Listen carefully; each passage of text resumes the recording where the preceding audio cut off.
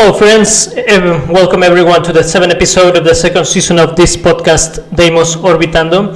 This is the very first time where neither of the guests or us will be speaking in their home languages, but that's not an excuse to open the scenario to musicians from all over the world, and also that we do this podcast on a Saturday. Yeah.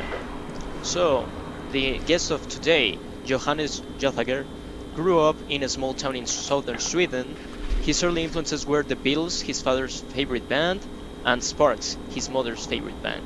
As a kid, he played the piano in school, but he didn't get into writing songs until he got a guitar from his parents when he graduated from school at the age of 19 years old.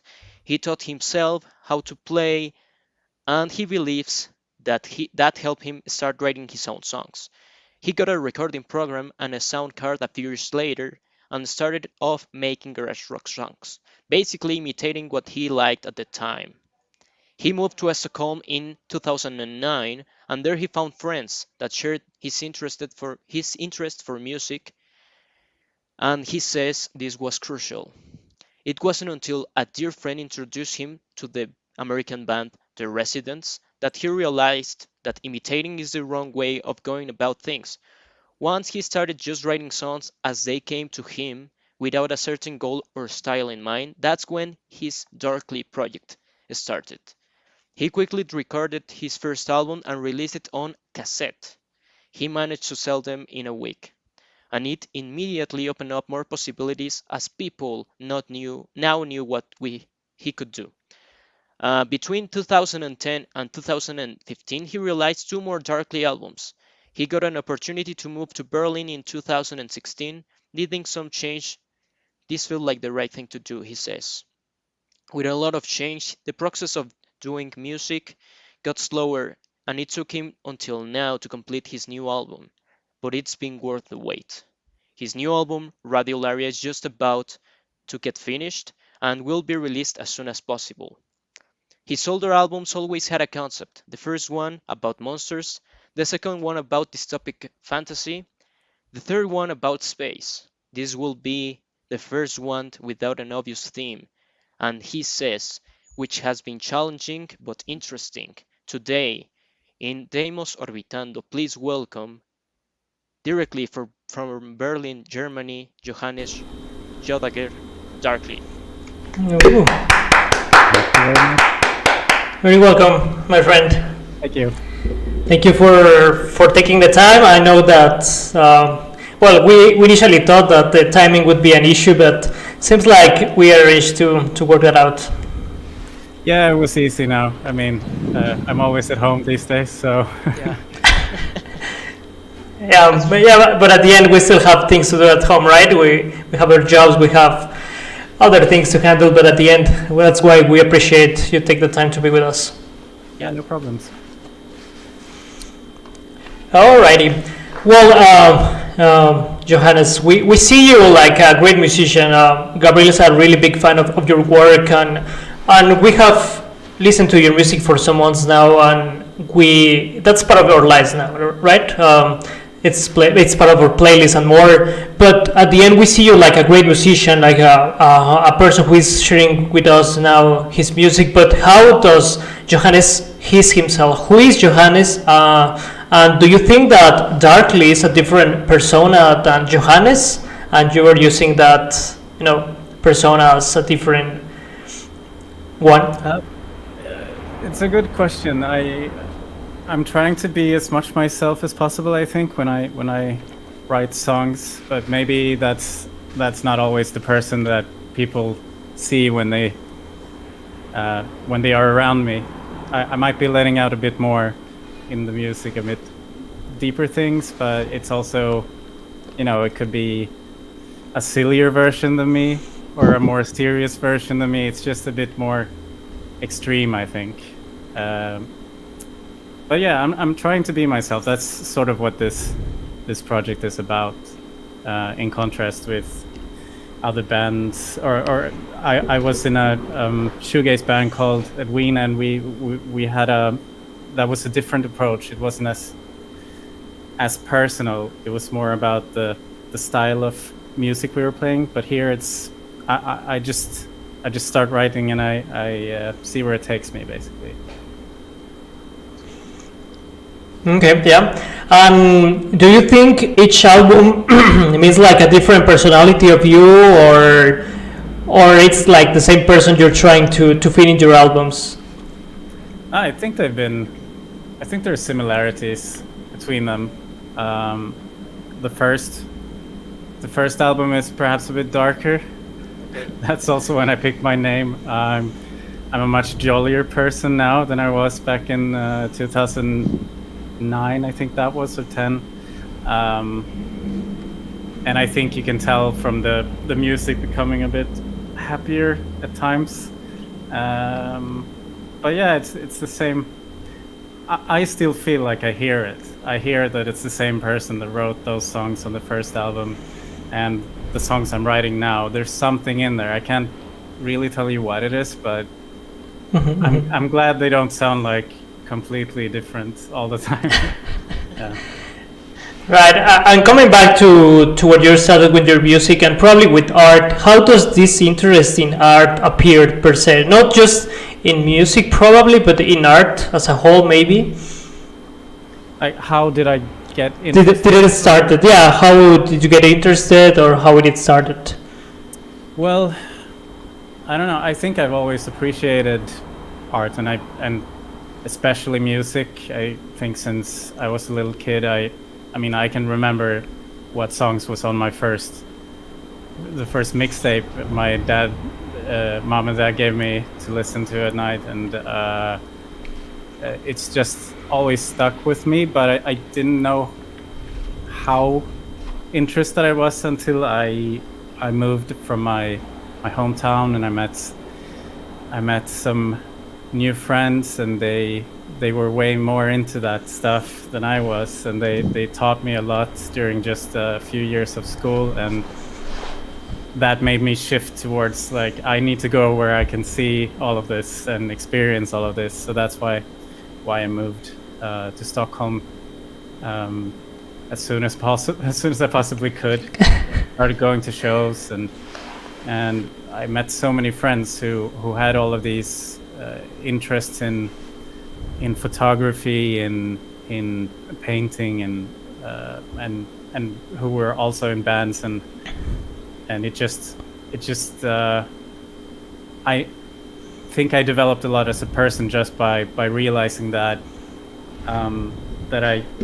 that my only interest wasn't, football in this world. but that's how it felt when I was a kid, So yeah, I'm glad this happened, and it really changed me, and that's when I really started to feel like creating as well. And yeah, sorry. No. Yeah. Yeah. And I just said that since then, creativity and creating something has been like my main interest. So it's clear that I was missing some of that before. Yeah. Yeah, and I know the feeling that moving into a bigger city like gives you a bigger picture of what art is, to introduce you to new people that is doing any kind of art, not just music, but painting, as you said, photography, or even cinema, right? All of kind of dance, right? So I think, yeah, and I agree with you that kind of new fresh or new start gives you a bigger picture of what really art is, because we understand you. We live in we come from a little city, and that it's very difficult to find people with the same interest or see the bigger picture on arts. But for example, when did you realize that music was really into you and you were really into music? Was there any moment that you said, no, music is really my thing, I really need to invest my time in music? I mean, I played music throughout my whole childhood. I practiced the piano. I was never really interested in learning how to read notes and things. I never learned how to play with my left hand, or how to read notes. I could play with it. I just had to watch my teacher play it, and then I listened and I looked. but I didn't read the notes, and embarrassingly, I had to tell him after 9 years that I couldn't read the simplest notes with my left hand. But I was playing daily, you know. But I think as I got interested in cooler music or rock music, I just felt like this isn't the instrument that's gonna take me there. So that's why I wanted a guitar. And I think when I started playing that, and I got to plug in an electric guitar, and I learned it quite quickly by myself, like simple rock chords and stuff. I think that's when I realized that, yeah, this is what I'm gonna do. Like, this is my biggest interest now. It quite quickly took over from everything else I was doing, and I spent hours I lived in the basement of my parents' house, and so I could play as much as I wanted there, and I just played and played and played. Yeah. That approach with the guitar was the boom, I think, with the music, right? Maybe because also you said that when you got your first guitar, you taught yourself, right? I think you got really into music when you got this first guitar. Yeah, definitely. And I started picking apart the songs that I loved. Yeah. And like, how did they actually do that? And I realized that, okay, I can't play it like most of them can, but I can copy it, sort of. Like, I can do this. Yeah. And yeah, that really triggered something and made me want to explore it more. That being said, today I think perhaps guitar isn't the most interesting instrument. Now I'm more, into synthesizers and stuff.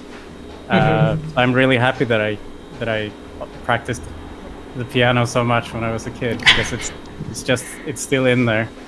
Yeah. Yeah, and was there any special song that put you or give you more interest in keep composing your music or getting into music?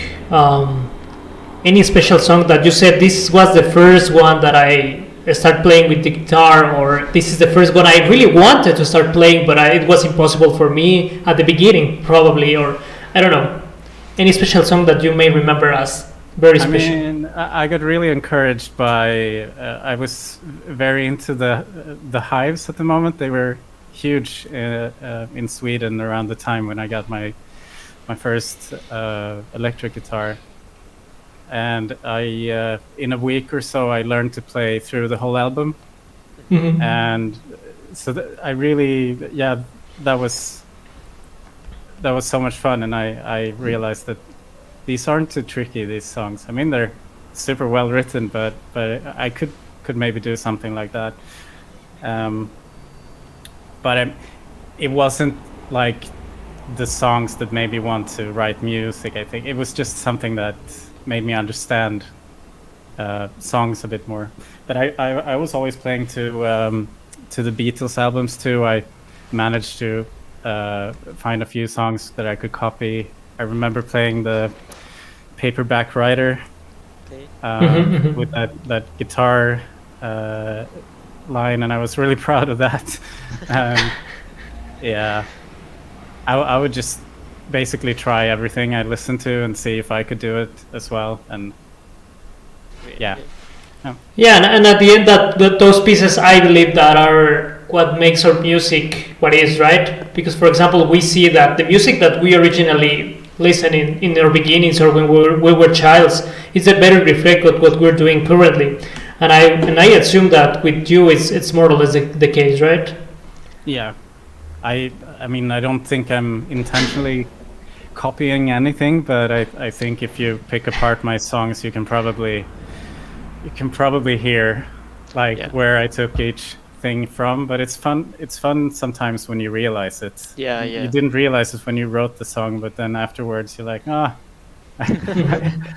this was probably what I was thinking about.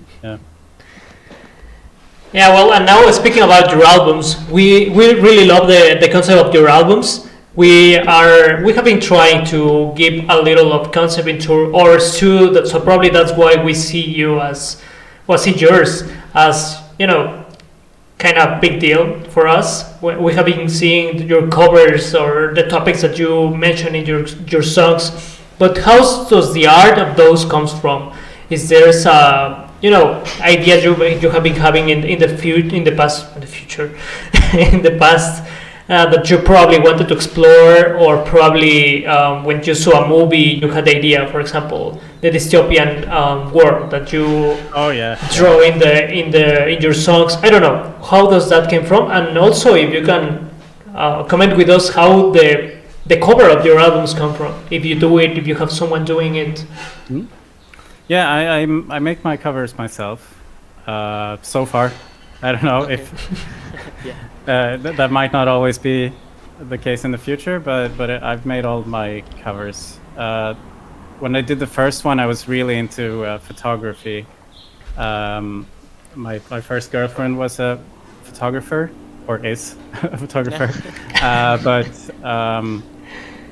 so she inspired me to start exploring that medium, and so the first one was a photo I took, and I did some experiments with projectors and stuff, but then the two later ones and the one I'm doing now is collages that I've made myself. I started visiting one of these thrift stores in Stockholm, and I would get books of with a certain paper quality from like old magazines. It's some structure that I like, and I would just cut and paste them together into stuff. I don't know if the intention was to create album covers, but that's how it ended up anyway. And yeah, I'm still doing it, and it's really fun. I love mixing different types of art into one, so it's been important to me to make my covers so far. I really wanted it to be like a project that was fully under my control, if you know what I mean. Yeah, totally. And I think it is more a profound concept than just photography, right? Because you do the collages, you make a new concept of this idea of just a cover of an album, right? You want to doing a collage is like a lot of ideas in your mind, and you project them in a cover, right? And something that you hardly, or I don't know if you can do it in just one photography. And so this is very great. Yeah, I think so. It's fun, most of all. Yeah, it's fun to try to summarize the sounds into a visual image. Totally. Yeah. And you asked me about where the influences for these concepts came from. I mean, first of all, I think you mentioned that in the introduction that I listened to The Residents, and I had an epiphany, you could say. But if you listen to that band, I mean, they're crazy. It's more like it's like an art collective, but they also had their own control over things, and very, very deep concepts for each of their, I don't know, 50, 60 albums that they have made. And they're still going. It's amazing. But that inspired me a bit to try out this concept thing, and it also helped me in the writing of the lyrics, because I was very self-conscious about that, and I couldn't really get going, But as soon as I came up with the concept, it was easier, because then I could outline sort of like a story or some elements that I wanted to write about, and then so that helped me a lot to get those albums done quite quickly.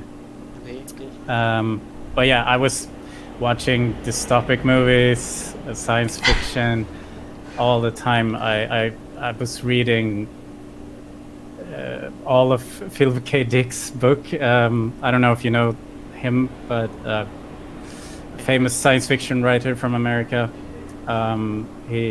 He's really out there, and so I would just I mean, that was on my mind all the time, so I'm not surprised that it came out the way it did, with these dystopic futures and the space. Yeah, I mean, the space concept, or the concept of a person that is stuck in orbit around the world, and he can't get down, and he can't get anywhere else. He's just stuck there for the rest of his life. That character literally comes from a book called Dr. Blood Money. I totally looked for it. It sounds really interesting. And we were listening actually we were listening to the residents this week and influences of you. We totally find that. We find out some pieces that we find in your music, right? As you say, it's very interesting when you realize that your influences are in your music, like it's that you want to project that. So it's very interesting. But maybe we talk about it later. Okay. By now, we're going to talk about something more specific. We noticed that in your EP, Becoming Dangerfield, this word is like we found in a song that you actually kindly shared with me, that you repeat this word, right? Dangerfield, and it's something we heard it. Does this have a connection between your songs? I don't know if there is a universe between your albums, between your songs, if there is a Darkly verse, I don't know. Yeah, definitely. I mean, I think this new album is sort of making a bit fun of that as well. Okay. There's a song I haven't shared with you that, I mean, I think if there is a theme to that album, it's sort of summarizing the importance of creativity and how you can feel a bit lost if it takes 5 years to get something out of you. I mean, I also moved cities.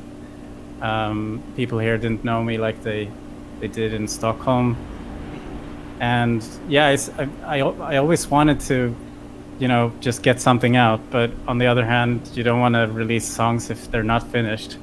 But yeah, the new album, I'm singing about flowers and astronauts, and that's sort of me joking about, like, that's what I'm writing about, know. And, like in your cover, right? And the covers is also flowers and astronauts, and Dangerfield is the guy that is in orbit around the world. Okay. Yeah. And he's named that in the book as well, so I stole that because I think it's a nice word to sing as well.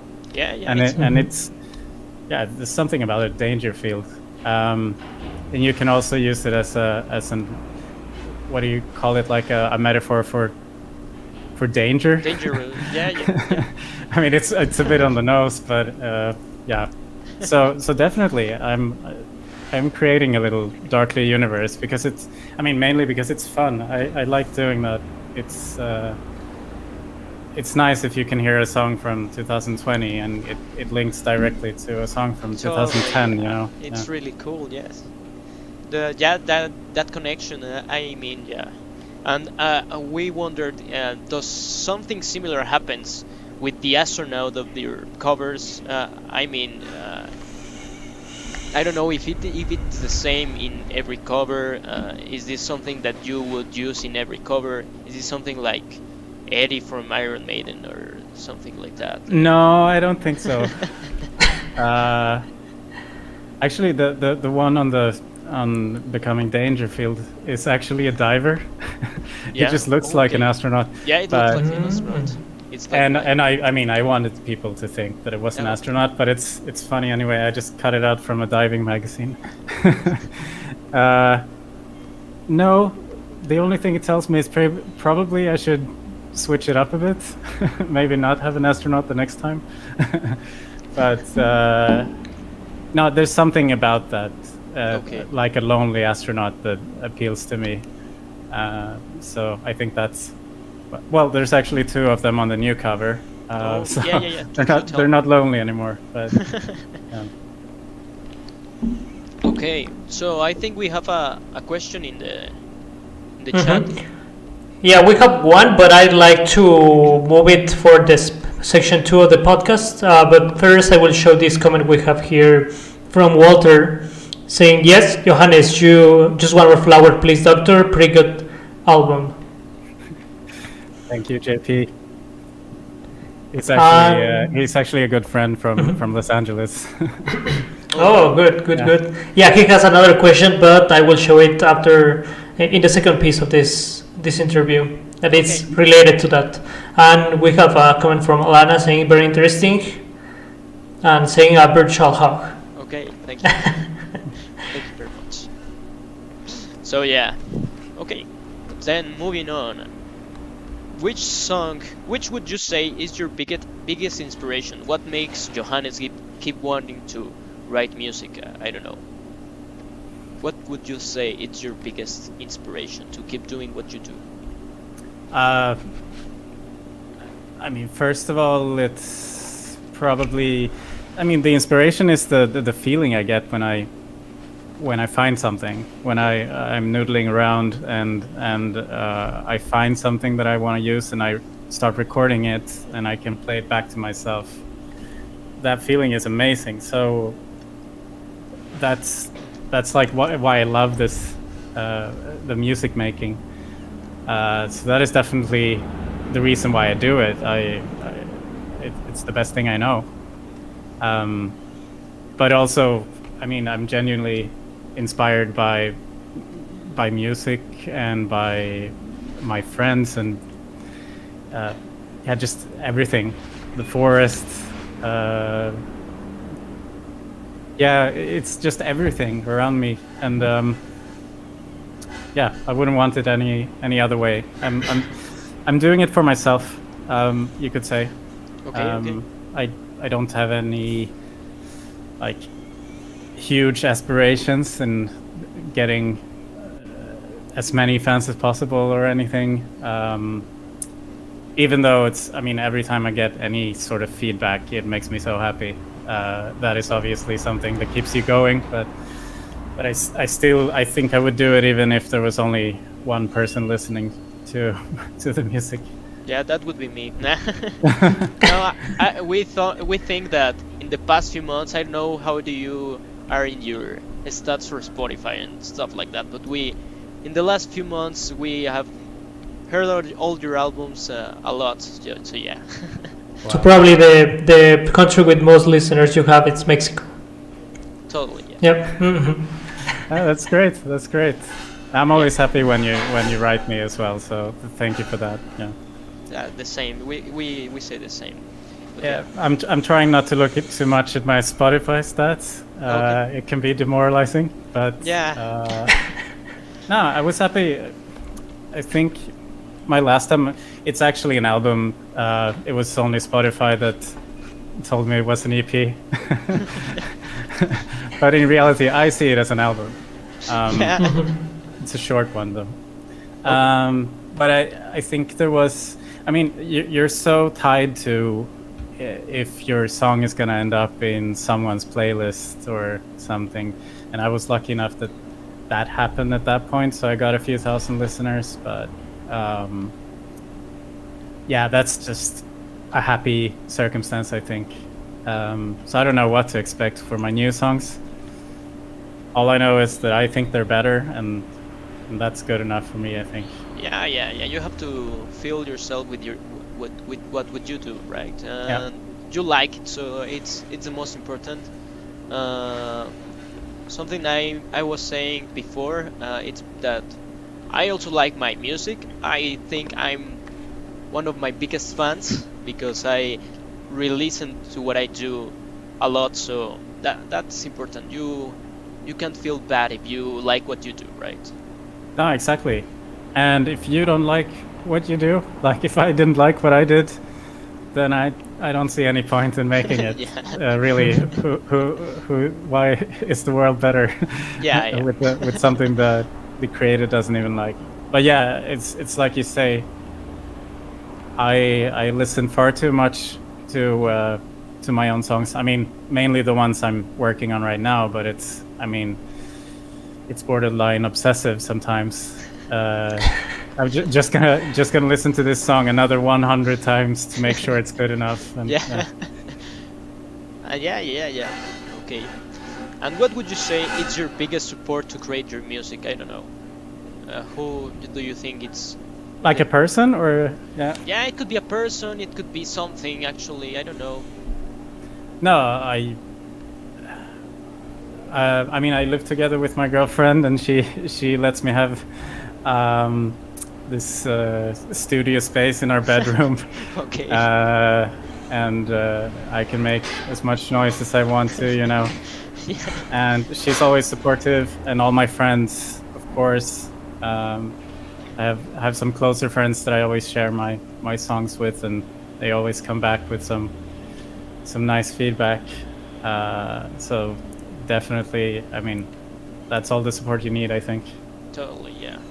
Okay, that's a good question. What do you like? Well, yeah. This is something like we saw you as an artist that makes music. Also, doing your covers, it's something very artistic that not every musician do, and I think that is a deep part of your work also. But speaking into the more everyday stuff, what would you like to do in your free time? I don't know. Apart from music, I don't know. Apart from music, well, I've become really interested in the forest, and I've been foraging mushrooms a lot. It was like it's something I've always done since I was a kid with my mother, and I've just started figuring out how to do this in Berlin as well. But yeah, I just love it, and I feel like it's becoming a bigger part of my life as well. Other than that, I mean, yeah, I also collect music. I'm a vinyl collector. Read a lot, as we talked about. I love cooking. Yeah, it's a little bit of everything. Okay. Yeah. Yeah. Nice. Okay. Now moving to the first dynamic for this podcast. But before that, I'd like to do this question that we have here from Walter.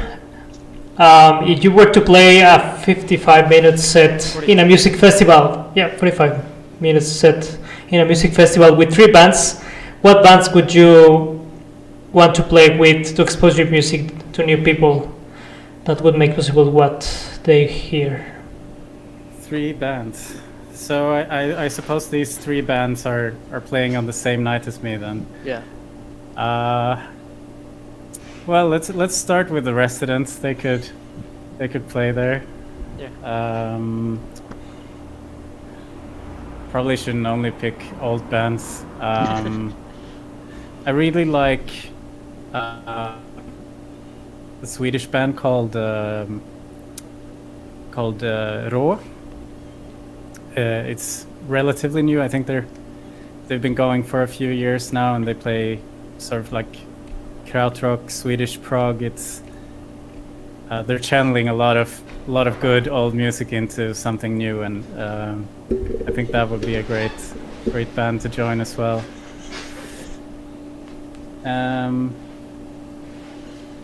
I'm just gonna say Sparks anyway, because they're also still around, and they're amazing, and I would love to meet them as well. So Okay. let's do those 3. All right, thank you. Okay, now moving to the next part. In here, we usually have they may explain some different things, playing if it's the case. But in here, we'd like to ask you about your songs, and probably tell us the story behind 1 or 2. Of course, we choose some of them. So the first one that I like, and it's because I have been really into this song during these days. That I was really into the bands that you shared with us that were your influences and such. But I started listening to your music a lot, and there's this song that I really love that is Just One More Flower, Please Doctor. So I'd like to explain to I'd like you to explain to us what's the story behind this one. Yeah, so I remember that I put all my recording gear out on a carpet in my apartment one night. It's a bit lame. It's sort of like a breakup thing. I was really upset about a girl, and I wanted to record something, and then I had found this. No, I think I got a letter from my friends in Greece that I met through MySpace. They sent me these boxes full of things. Just could be candies and papers and wrappers and anything nice, photos. And in one of those, they had ripped out a page from a book. I don't really know which book it is, but it just said, "Just one more flower, please, doctor," on it. And I just thought that's brilliant. That's absolutely brilliant. I want to sing that. And I thought it sort of worked in this dystopic theme as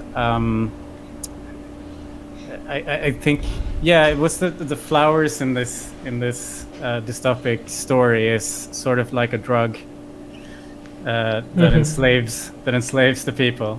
Okay. And they can't resist it, so they work for it, and that old thing, a bit like Soma from A Brave New World, another dystopic thing, and I just made that into sort of a song about this addiction that you can have that can really tear you down sometimes.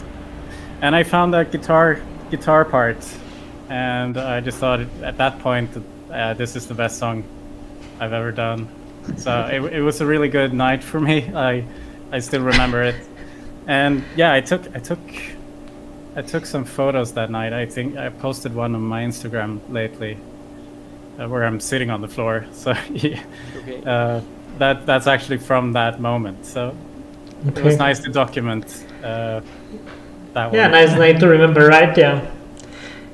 Yeah, and I was speaking yesterday with Gabriel about this specific song and a phrase that says, I don't remember the exact lyrics, Gabriel will correct me if I'm wrong, something like, please, one more flower, please, doctor, to stop listening the voices in my head.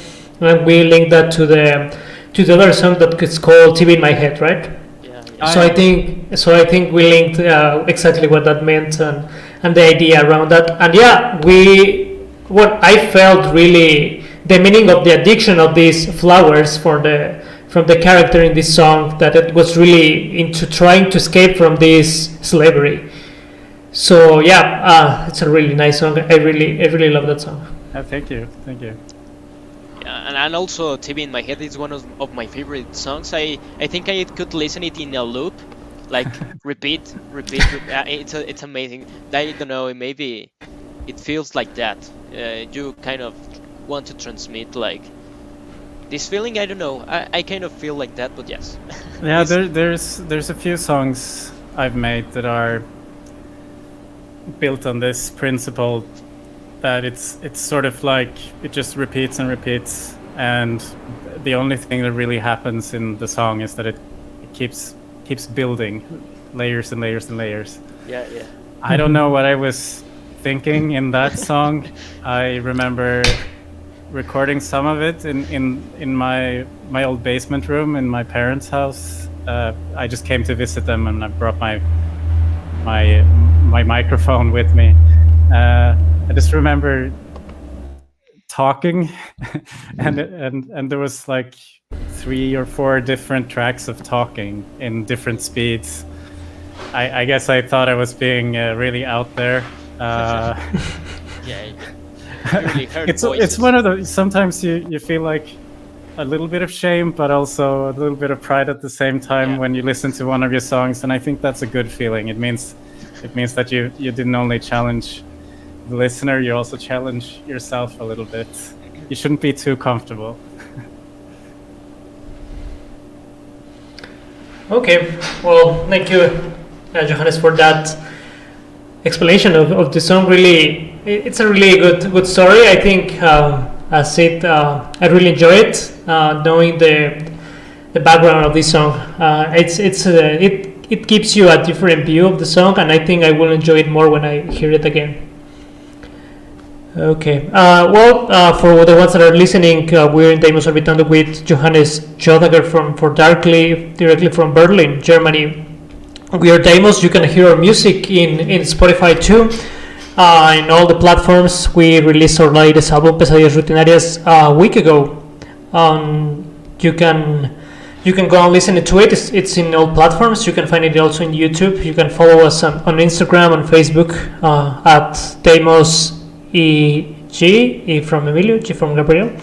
And also you can, of course, go and hear Darkly's music. You can find it in platforms. I really highly recommend you to listen the album. Please, one more Doctor, please. Doctor. my personal favorite for now. You can follow him also on Instagram. It's, if I'm not wrong, Darkly Göthager, right? Yeah. At Darkly Göthager. Darkly goth ager, sort of. Yeah. Yeah. So now coming back to the questions, we have one. Speaking of Darkly, why is it Darkly? Does it have a real meaning, or is it have a story behind? The name Darkly. I had a lot of trouble coming up with the name. It's really hard, but I just read this. I think, I must have read it somewhere. The word it's in a lot of. I think it's in a lot of texts and stuff. But it basically means that it's. The way it's used, I think. I mean, again, I'm not an English native speaker, and I'm not sure if I fully know exactly how this word works. But the most popular use of it is like through a glass darkly, I think. So it's sort of like an adjective, I guess. Okay. That something is coming darkly. Yeah. It's towards something. Like darker. And I think I was feeling a bit like that at the time. That it was. I was coming darkly at things, but I also thought that it sounded cool.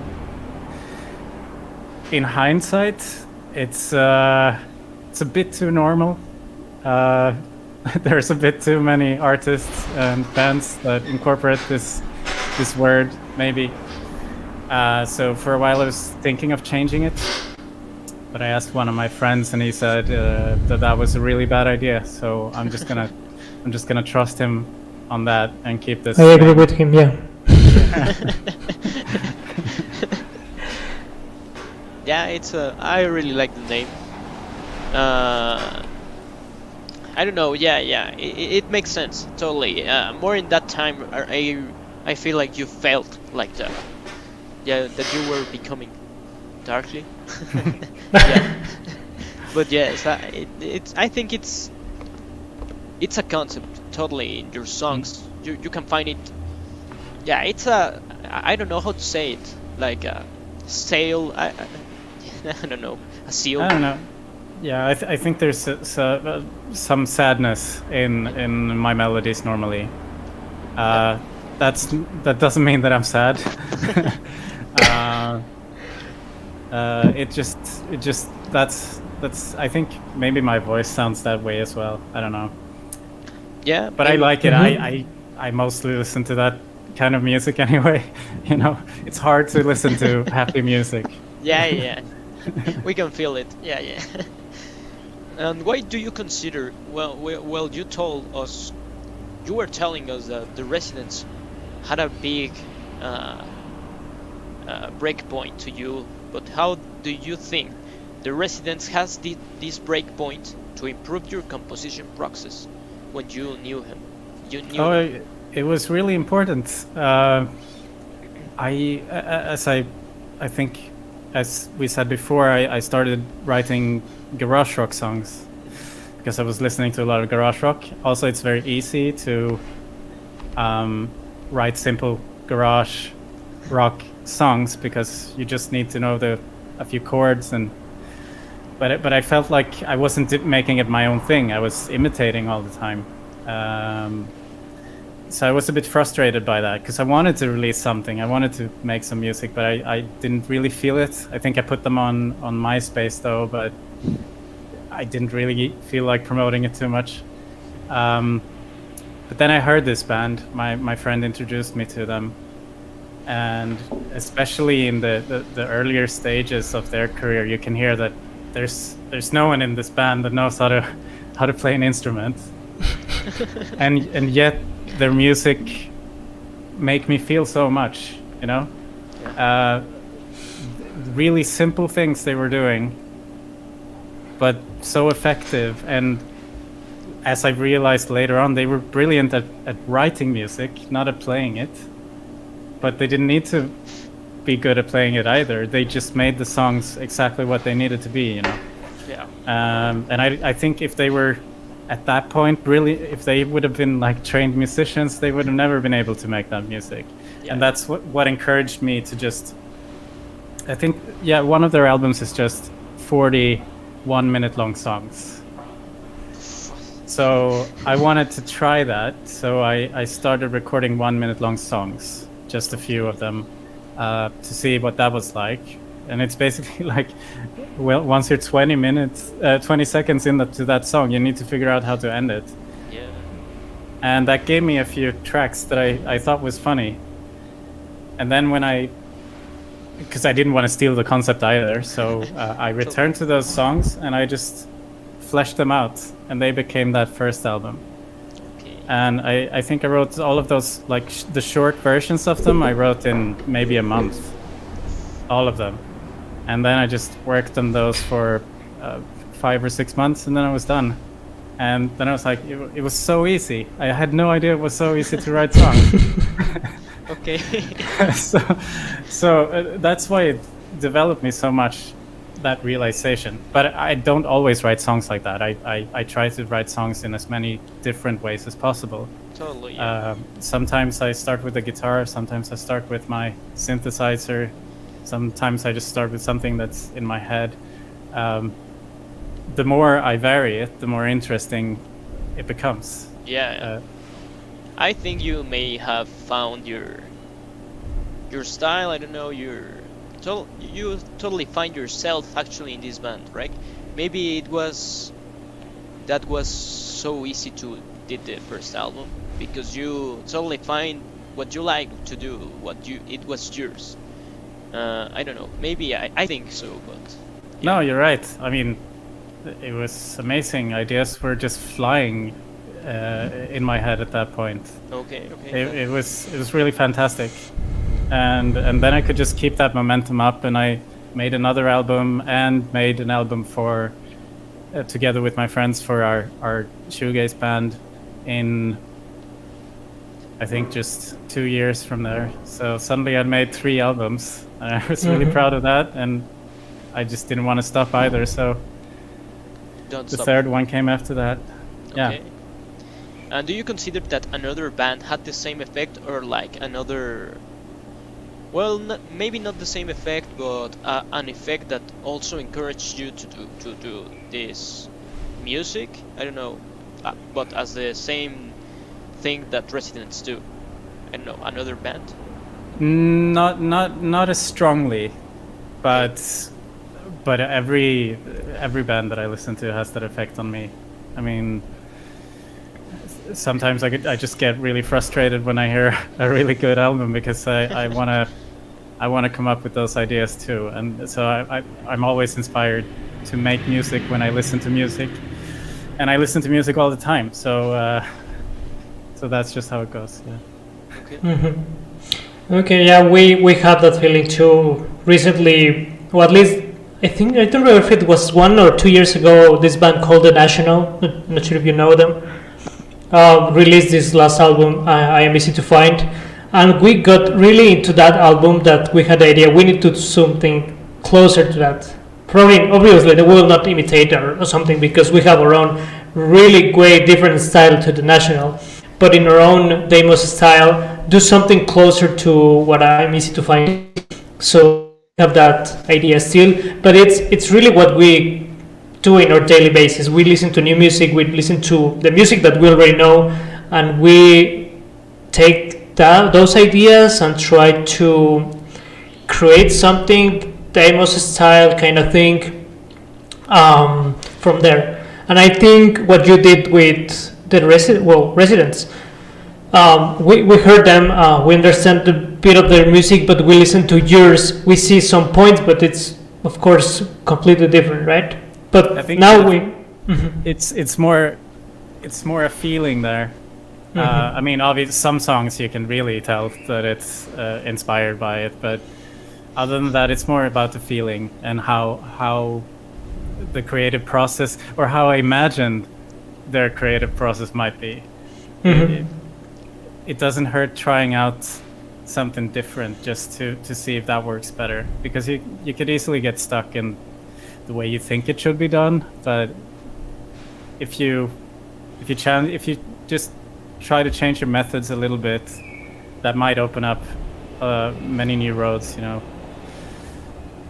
So I think it's more that than that you're supposed to listen to the music and go like, yeah, that's the Residents, because that wouldn't be good at all. I mean, that's terrible. You don't want to. That's also like when people review your music, the less they talk about other bands in those reviews, the nicer it is, because it's supposed to be about what you created and not what someone else did. Yeah. Yeah, and one question I have, now that you were speaking about the creative process, the songs are only composed and recorded by just you, right? Yeah. I mean, we see Darkly as a band because there are a lot of instruments around that, but it's only you. Yeah, it's all me. I've been having some trouble with the drums, to be honest. In the beginning, it was only like a very simple drum patterns going like duk, duk, duk, duk, duk, duk, because I can't play drums. I've been trying to develop that a bit more for this new album. I've found some new helpful things in my recording program that is utilizing an AI a bit more.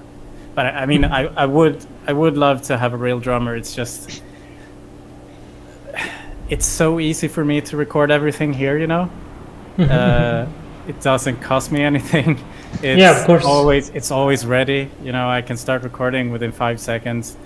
I don't know how to record drums, for example, like how to set up microphones and everything. So I would probably need a producer as well to work with me there, or a sound technician.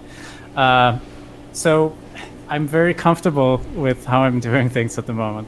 Okay. But in the future, if I should get a bit more interest to this project and I would get a bit more help in the studio, then I would definitely want a live drummer as well. But for now, I'm making them as I can, and I think it gives the songs something special too.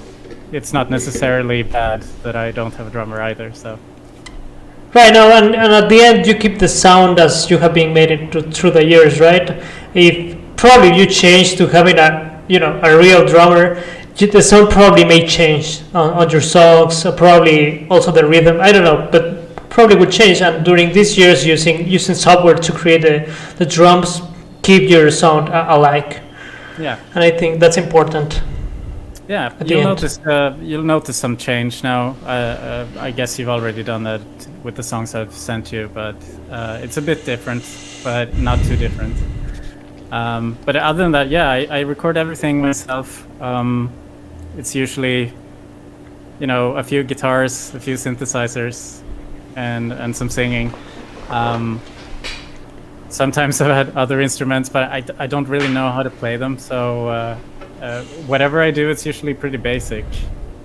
And I think that's how I like it too.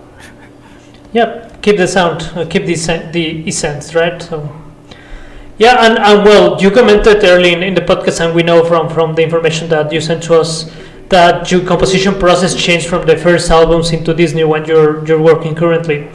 But so, what do you think is the difference between composing and producing an album in 1 year, or probably less, right? Because the creative process is less than a year if you're speaking about a year, and comparing to this new one that you have been taking 4 or 5 years to release it and work it. Yeah, it's important to know though that I haven't been constantly working during these five years on this album. It's a lot of it has to do with this long periods of time where I didn't do anything. I would fall out of the routine, and then it was hard to get back into it, and I didn't know exactly where I was going for the first time. So it's a lot of wasted time here. It's not that I've been like effectively working for 5 years. But anyway, yeah, it is different. The last album, Becoming Dangerfield, was a bit rushed. It was a very strange time in my life. My friend and band member in Edwina passed away, and that really shook me and my friends, and I felt like I just need to have this done now. So it's not very well produced. I think you can hear that there's something in there that is a bit more rushed than maybe even the earlier albums, and that's for that reason. I just didn't feel like it. I didn't feel like working on these songs because I've been working on them before all of that happened as well. But this time I finally got into learning a bit more about mixing and producing. I'm still not a pro here, like very much an amateur, but I think I've learned a thing or two about where to put my sounds and what, less is more sometimes. You don't need to just layer everything that you feel like into one song. Sometimes the best idea you can have is to completely remove what you recorded a few days ago, and just make it a bit emptier, a bit more roomy. So I'm hoping that that's going to be easy to tell when you compare the new album to the old ones. Totally, yeah. But that's the main change, I think, from today and from back then. It's that I've been a bit more careful. Oh, okay. Yeah. Okay, yeah, and I think that what you commented about Becoming Dangerfield, that you release it like in a rush manner, but I think at the end, if the album required to do it, so I think it was the best thing to do it. We have been not in the same scenario, but I think there are some songs or albums that need to be released as is, because if probably you could have given more time to that album, probably another completely different thing will come from, right? And I think the great job you did on Becoming Dangerfield, it's clear. Yeah, I don't feel bad about the production being bad. I think maybe some of those songs would have deserved a better production, because I really like a few of them. I think, especially I'd say Primrose Meadows and Animated Space Debris is two songs where I found that I can think back on and be really proud. Like I really like those songs. I could have done them much better, but it's much more fun to write a new song, than to go back to an old one and remake that. I don't know if anyone needs that either. So I'm content with it. Yeah, that's cool. Okay, and moving on now with your music, but now in more general, how would you define the genre of your music? We investigate a little bit, and we've noticed that has that 70s, 80s European rock kind of music. I investigated a little bit more, maybe post-punk, new wave, maybe... I don't know, what can you say about this? Pop rock also? I think when I started, I definitely wanted it to be something like post-punk, new wave. Yeah. I remember tagging. I might have done that recently too, but because you always need to tag things with genres, even if you don't want to. So I've been tagging it with dream pop and dark pop. I don't know. It's not the most relevant thing, I think. But sometimes, I mean, you need to categorize it for people to find it. Yeah, maybe. But today, it's so poppy as well. So sometimes I just say that I'm a pop musician. But yeah, maybe dark pop isn't such a bad description. That's a good one. Okay. And how do you say? You commented to us that you find inspiration like in books, movies, games you like, and obviously in personal, daily life.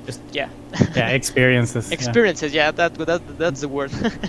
But how exactly do you get inspiration? I don't know. There is something that you find constantly. Yeah, it's not easy to define. If I knew, I would probably do that more often. Yeah. I mean, mainly lyrically, that's an issue for me. Sometimes it takes a very long time for me to write anything.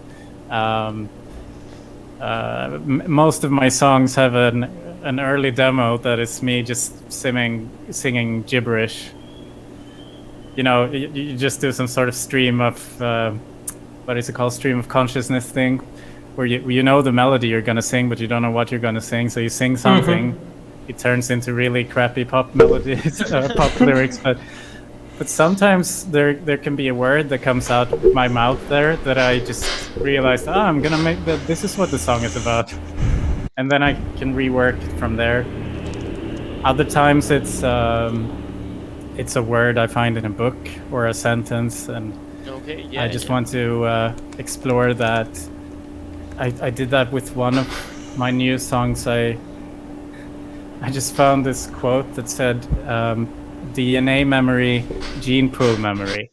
I thought that sounded really nice, and I then worked backwards from that, and I remembered this anecdote I would tell my friends that is a bit out there, and from there I just worked it into a story.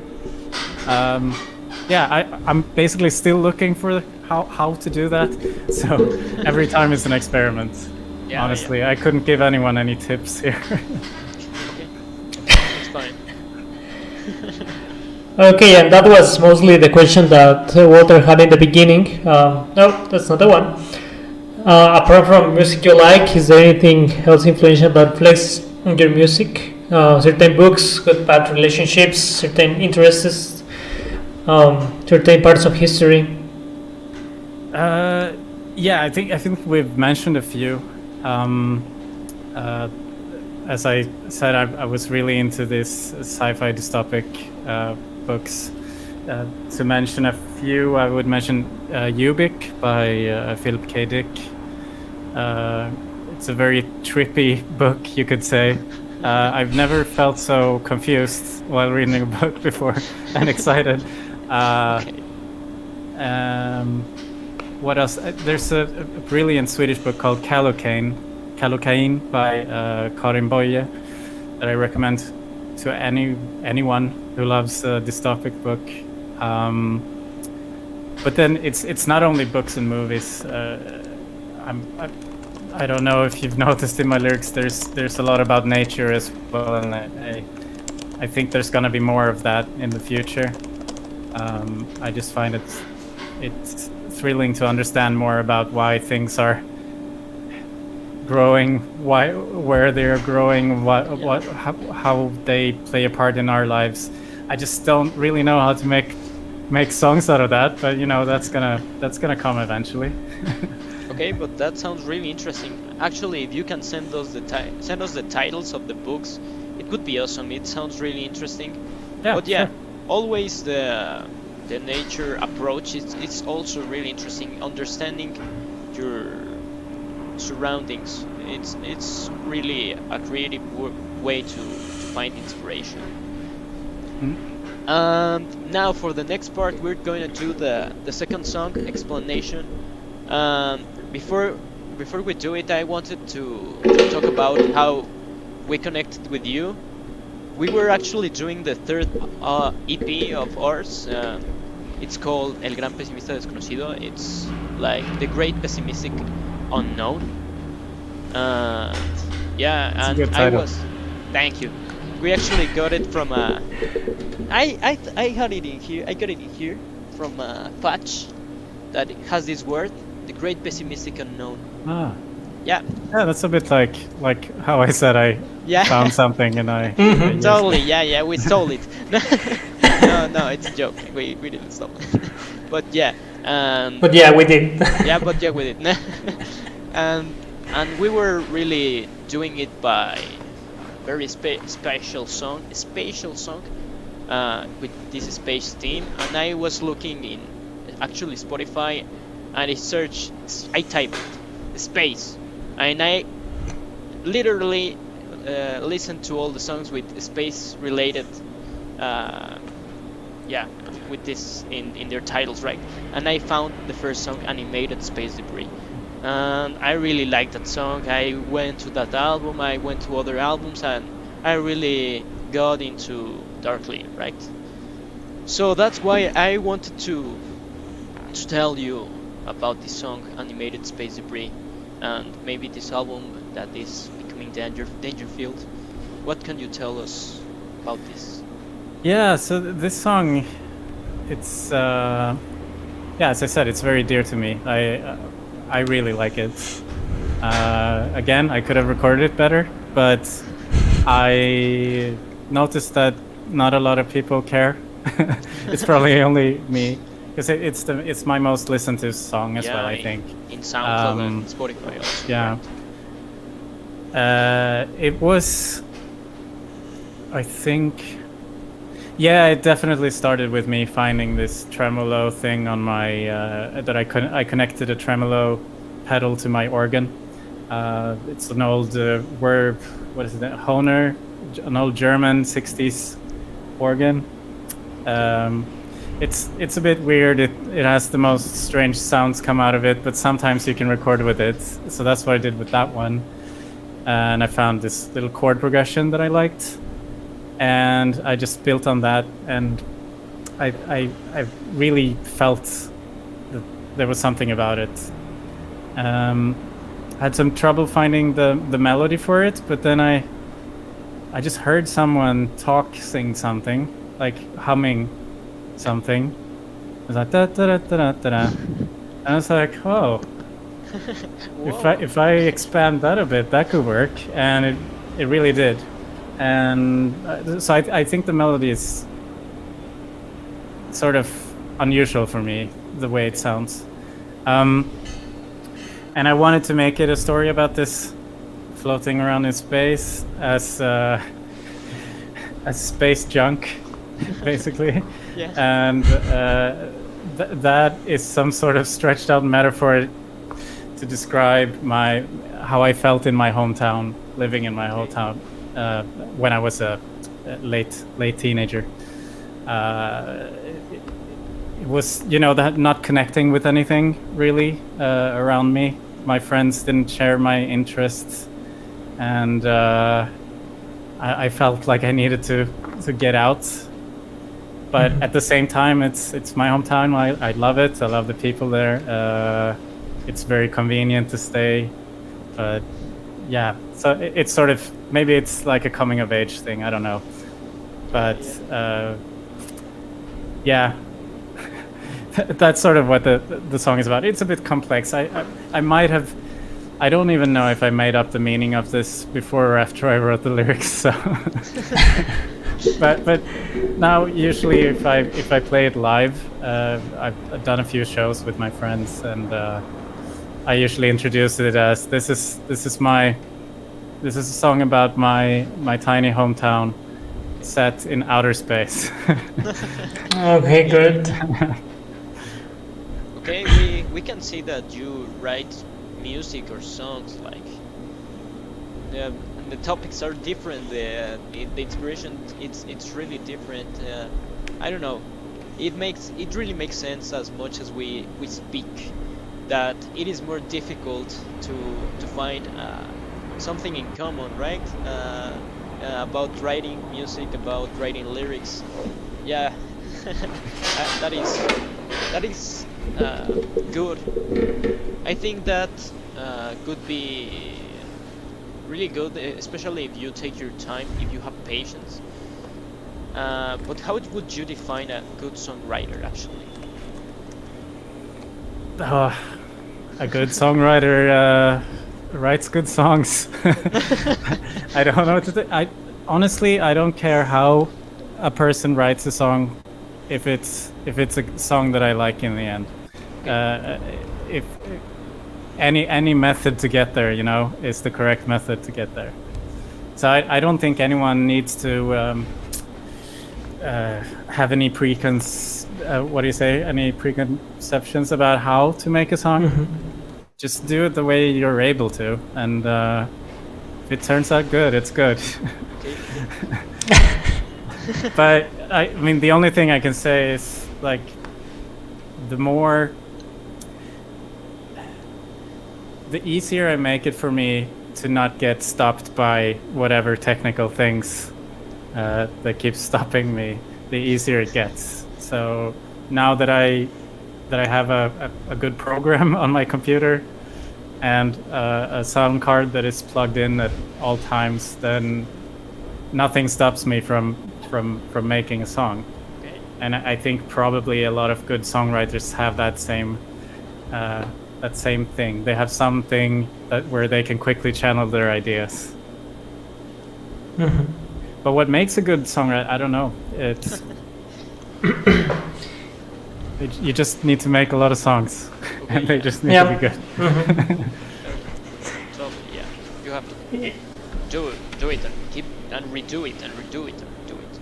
Yeah. And, yeah. Yeah, and what do you think, speaking of songwriting, differentiates darkly from other bands or artists that probably makes you unique, or probably that you're trying to make you sound unique? I don't know. I don't know if my processes are unique, but I think I'm unique, and like, not in a braggy kind of way. I think everyone is unique, and I think if you're not focusing too much on trying to look or act or sound like someone else, then it's gonna sound like you in the end. Okay. Okay. And with this, do you try to transmit something specific with your music? Is there something that probably, when you write your music, says, I always want to transmit, to the people to feel a little bit more calm or to feel more paranoid? I don't know. I don't want people to feel more paranoid. There's plenty of that anyway. No, I just want them to feel like I feel when I hear a good song. Like, it's all about that. And they can interpret my songs to whatever they like. Okay. Whatever speaks to them, that's the correct interpretation. Yeah, I'm not trying to convince anyone about anything, or it's just I want to make good songs, and I want people to feel good when they hear them. If they feel sad, it has to be sad in a good way, Okay. like Okay, in a okay. release kind of way. Yeah. But yeah, that's all I'm looking for, really. Yeah, like to feel something, like Yeah. yeah. That's Hopefully not paranoia, though. yeah. Yeah. Hopefully. Well, this is a funny question. This is something we like to ask. How would you describe your music to someone that couldn't hear it? Oh boy. Yeah, does this person can this person hear anything at all? No, this person Nope. can't hear it. Can't see. This person can uh, touch it. I don't know. I don't Anything know. but here. Yep. That's a really, really hard question. I like I like it when it sounds like you're on a little bit of a journey. Okay. If you're being transported, Okay. either through the rhythm or the sound itself, that it moves you a bit. Okay. Yeah. You could describe it like, yeah, this music is like a journey. You're transported to another, maybe fantasy, Galaxy. maybe galaxy. Yeah, right. Yeah, totally. Yeah, it's maybe you. Yeah, you can sometimes it feels like that. Sometimes it's. I mean, they sound different, very different if you take different songs from my albums, but yeah, let's say a little bit of an intergalactic journey then, Okay. I or can- a walk in the forest. Okay. Yeah, I like it both. Yeah. I like it both. Yeah. And well, how can you tell is the support of the local bands in Europe, and now specifically in where you are? I don't know. I think you had presented with your friends, maybe I don't know where, but now that you're in Berlin, how is the support of the local bands? I mean, there's a lot of music going on in Berlin. I think that's part what it's very known for. Maybe not especially in my my area of music. It's more electronic maybe, but there are certainly a lot of venues and a lot of bands and musicians everywhere. So it's a very creative atmosphere in this city. I haven't played anything live in Berlin, partly because I wanted to finish my album before even thinking about that. In Stockholm, it was a bit easier. I wasn't looking to play a lot either. It's I did it a few times with my friends, and that was an amazing experience. I love them all for that, for wanting to play those songs with me, even though they might have been strange in the beginning, at least. But there was always someone, willing to do that extra job to get the local bands to play, and I thought it was great. And I will be looking into that in Berlin. I'm hoping we can soon get together, more people in the same room, and I will try to get a band together again and play some shows, hopefully. Yeah, we have to stay safe still, but yeah, eventually, yeah. Okay, and here it goes. A strange question that we like to ask to all the invitees, musicians invitees. I'll try to make it better. The last time I didn't explain myself well in English.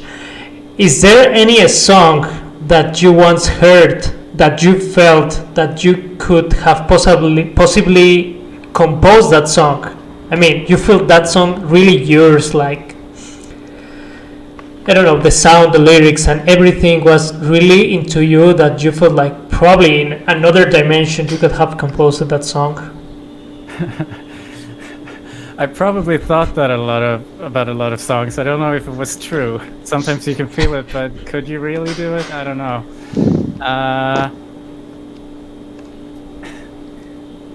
No, I probably will have to say no on that one. I don't think I could do what someone else is doing. Okay. Just because of the fact that they are doing it, I should be doing something else. But there are a lot of artists that I feel sometimes instantly that there's some sort of connection in the song writing.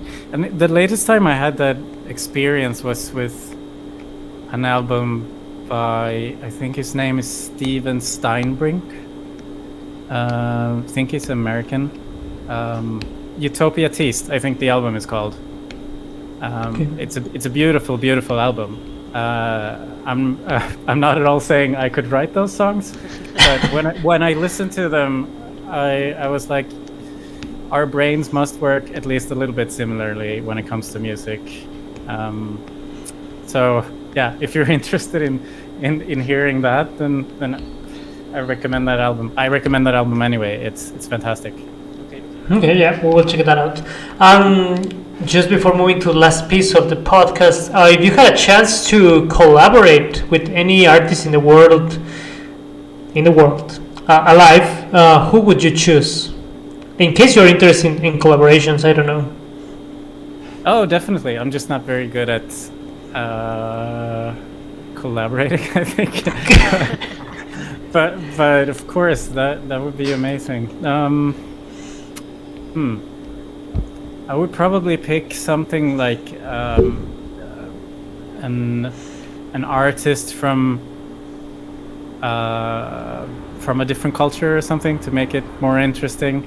I don't know. Probably some. What are they called? I don't think that they're a band anymore. I don't know, but what are they called? Orchestre Polyrythmo from. Oh, I feel embarrassed. It's Cotonou, I think, an African city in. Can you repeat it? I can search it out if you want. Orchestre Polyrythmo. It's a hard search as well. But I think they're from Benin, actually. Yeah, I can find. Fantastic band, but I'm not sure they are still active. But someone who could provide me with something complete that I absolutely could not even come close to, that would be interesting. Okay, that sounds interesting. And last question before moving to this last piece: would you be open to collaborate with this amazing Mexican band called Deimos? We will have to talk about that. Send some ideas, yeah. Yeah, that would be great. Alrighty, and before we move on, I have another question. Alana comments, if possible, can you please tell us about that song Dystopia? I assume it stemmed from Dystopia. Yeah, that's it's. I wanted to make a soundtrack to summarize that whole dystopic theme, which is why it's called Theme from Dystopia. And it's just like a big mash together of all my favorite dystopic thoughts and everything I've read or looked at into one song, basically.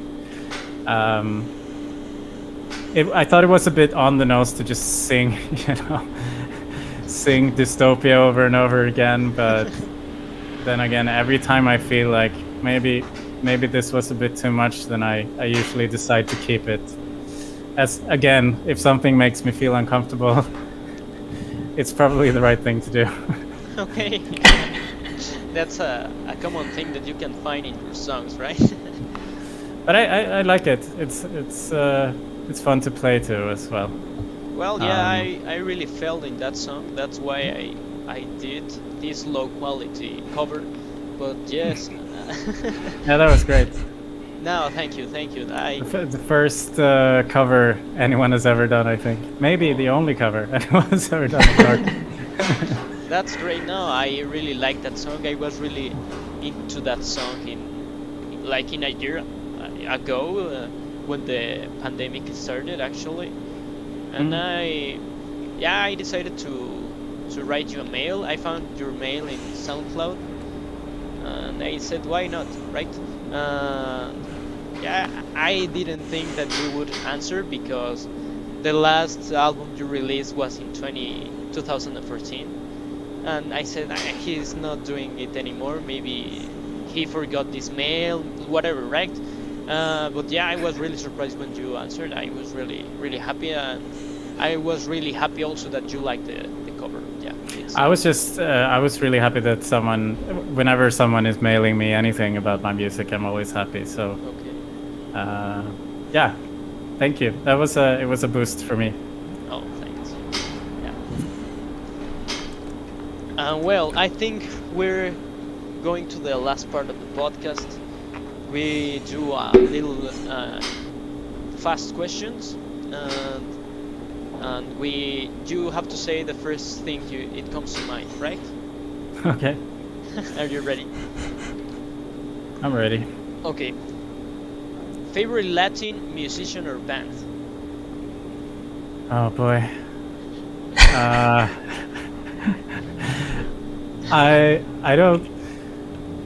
I couldn't come You up couldn't with say. anything right now. Okay, it's It's not that I don't like it. It's just I'm not coming up with okay. anything.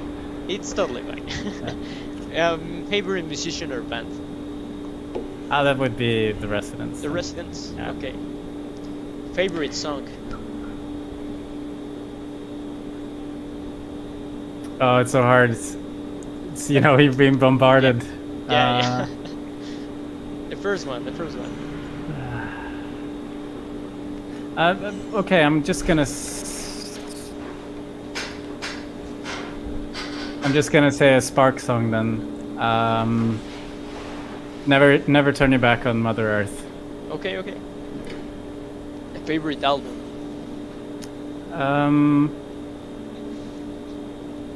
Kimono My House. Also Sparks. Oh, also Sparks. Okay. Favorite book? I already said it. Ubik. Ah, okay, yeah. Yeah. Favorite actor? Favorite actor. This is hard. When you're put on the spot. Who do I like? I'm gonna have to pass on that one. Okay. Favorite Lane of Zelda game, because you told us it was your favorite series. So which? Favorite The Lane of Zelda game? Oh. Yeah, I'm gonna have to say Breath of the Wild. Okay, the last one. Yeah. It's really good. Yeah, it's really good, man. Lennon or McCartney? McCartney, I think. Okay. Although Light. I love them both. Yeah, they have their part. Light or dunkel beer? Light. Okay. All right. And favorite movie? Again, I'm blocked. I have so many movies that I love, but I should know something to say here. I can't think of anything. Oh, I'm gonna pick a David Lynch one then. Blue Velvet. Okay. Okay. Favorite series? Twin Peaks. Alright. Pepsi or Coke? Neither. Neither. Okay. Okay. Favorite concert you ever assisted? There's been a lot of good gigs I've seen.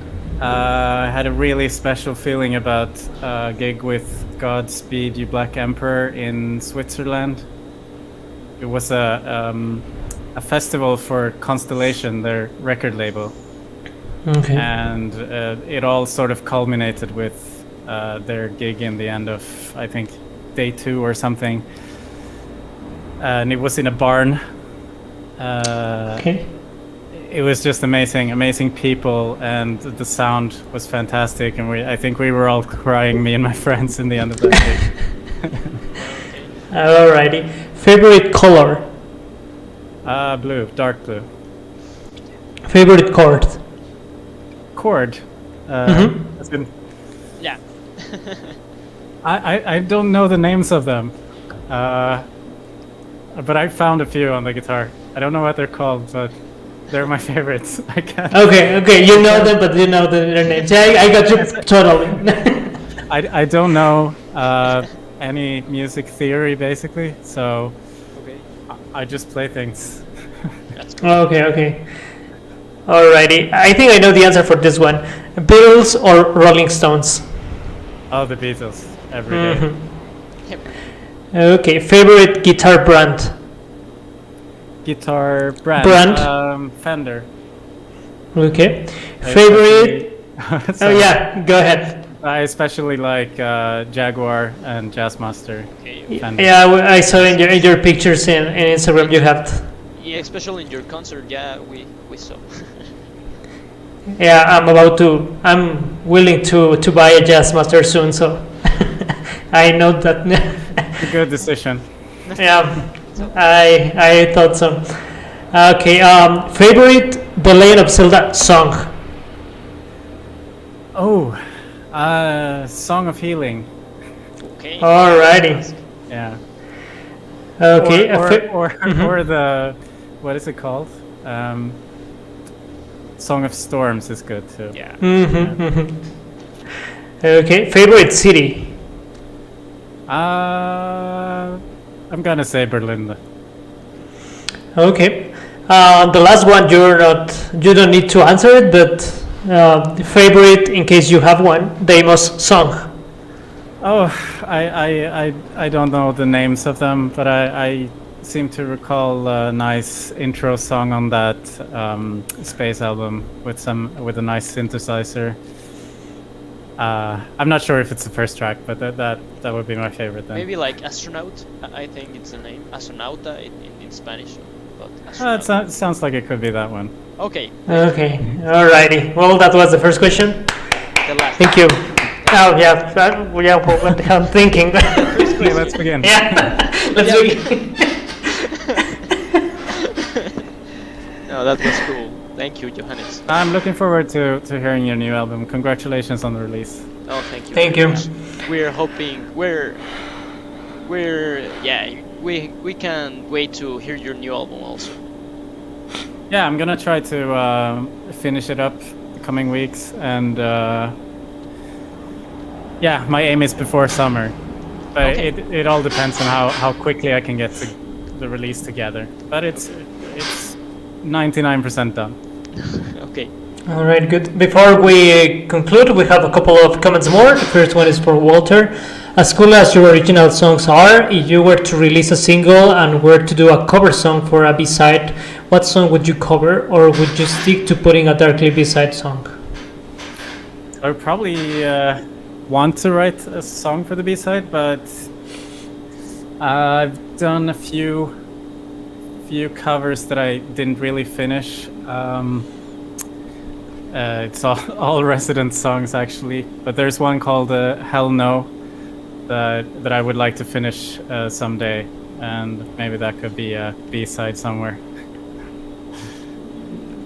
Okay, thank you. And the last one, it says our brother Luis Eduardo is in California. Orchestra Polyrhythmo is from Benin, and they're fantastic. I think those are the you meant, right? Yes, that's the one.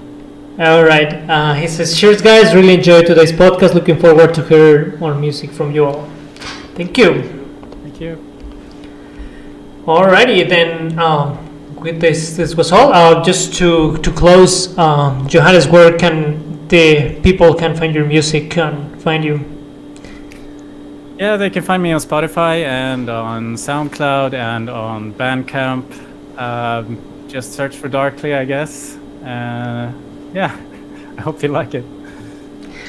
Okay, thank you. And well, we're Deimos. You can find us on Instagram and Facebook at Deimos EG, from Emilio and G from Gabriel. You can find our musicals on Spotify, on SoundCloud, on all platforms. You can put just Deimos, No Hay Cuerpos, Deimos, Entre Árboles, or Deimos Pesadillas Rutinarias. That is our latest album that we released a week ago, and it has been receiving a really good comments, and we have been receiving really good feedback. Thank you for that to all the people that have been listening. And well, thank you, Johannes, for being with us. It's our pleasure to having you here. Yeah, thank you for inviting me. It was fun. All right. Pleasure to have you. Thank you very much. Okay, thank you all, and well, have a great Saturday. Thank you. Thank you. Bye. Bye bye.